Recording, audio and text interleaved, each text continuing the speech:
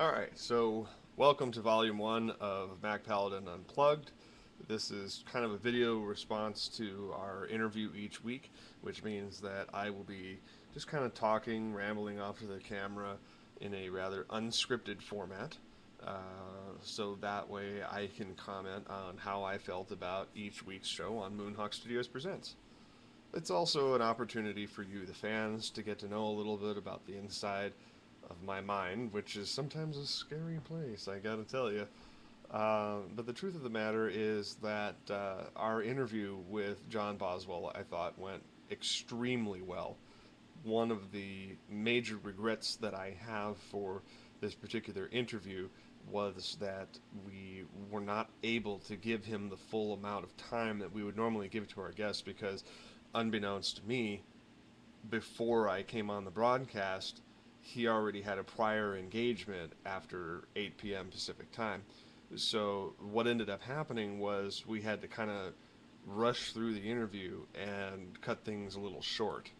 And so what we definitely want to do is we want to have him back in the future because, as Adam was telling me in the post show, what we would really like to have is a kind of song by song breakdown of everything that he's done in regards to the Symphony of Science, as well as talk to him about several of the other projects that he himself has been participating in.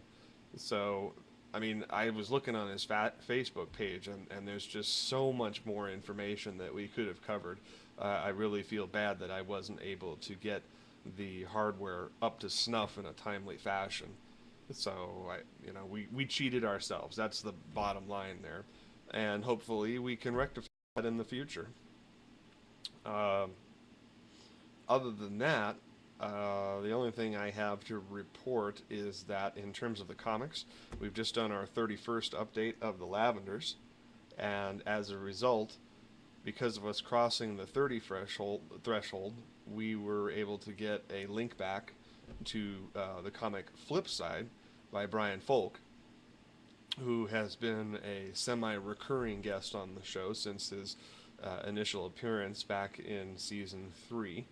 And so we're very excited about that. I'm very pleased to be able to count on his counsel and his patronage, basically, because he is one of the biggest webcomics out there, especially in the long story format, which is my favorite genre.